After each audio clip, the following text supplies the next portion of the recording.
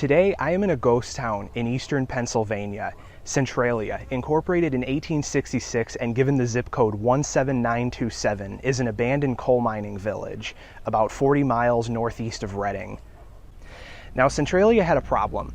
They had nowhere to put their garbage in the town, and at the time, the only place that they thought of putting it was in an open strip mine pit. And once the pit filled up, they decided to burn it. Now, this one time that they burned it, it led to a bit of a problem. They thought that this was sealed off from the rest of the abandoned mine shaft network beneath the town, right beneath my feet. But it turned out it wasn't. So after the fire was lit, it was let to burn, and once everything completely burned, they put the fire out. But they did not know that there was an opening into the rest of the mine shaft network from the strip mine pit, and the fire spread into the rest of that area, causing a smolder that would last for over 60 years, and to this day is still smoldering under the ground right here. Now, sometime after the fire started, the village's gas station clerk, who was at the time the mayor, noticed that his gas tanks were extremely high temperature. They were at around 160 degrees, and they should not be that high. So an investigation was called in, and it was concluded that the mine shafts were on fire. And thus, as a result, the Pennsylvania government decided it was time to get the town evacuated. And over the next few decades, slowly the residents were evicted from the town, leaving the shell of a once booming town left behind. Now, eventually, residents started noticing some unsettling things around town. Sinkholes would open up out of nowhere in random places, some almost 150 feet deep. And additionally, sometimes streets would crack open and smoke would come out from within, as the smoke from underground had nowhere to go. Now, Centralia's population used to be 1,000 people, and now has dropped all the way down to just 4 inhabitants in the village. Now, the somewhat unsettling factor of this whole thing is the possibility that the fire underneath my feet, right under this town, still burning to this day, is expected to burn for at least another 250 years. So we are not even close to the halfway point. It has been 61 years since the fire started, and it's not even close to being done. So at this time, unfortunately, it looks like it's going to stay like this.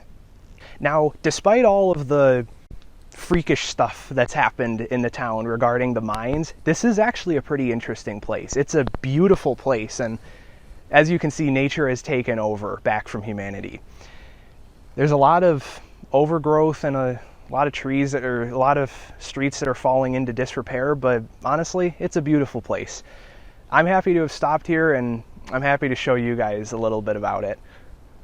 Now, I originally thought of coming here after I had a trip planned in mind to go to New York City, and I was thinking, you know what, I'm going to be driving past Centralia. I want to read some stuff about it. So I checked the Pennsylvania government's website, and the first thing that greeted me was this message telling me, basically, don't come here because of various dangers in the area. Now, naturally, knowing me, that translated to, please come and make a video about me because this looks like a very interesting place to see. And honestly, to me, it is pretty cool.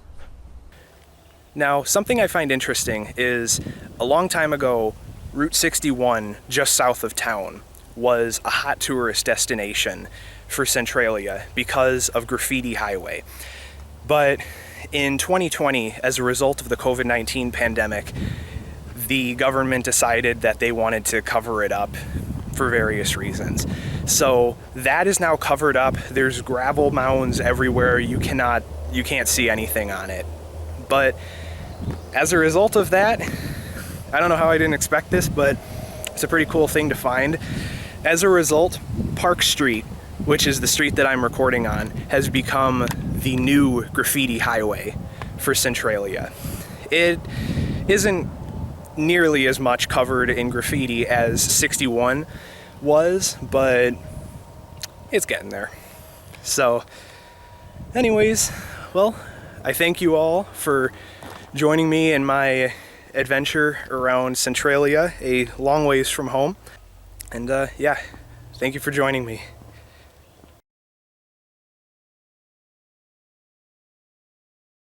The town was abandoned due to a mine fire that started and poisoned the community.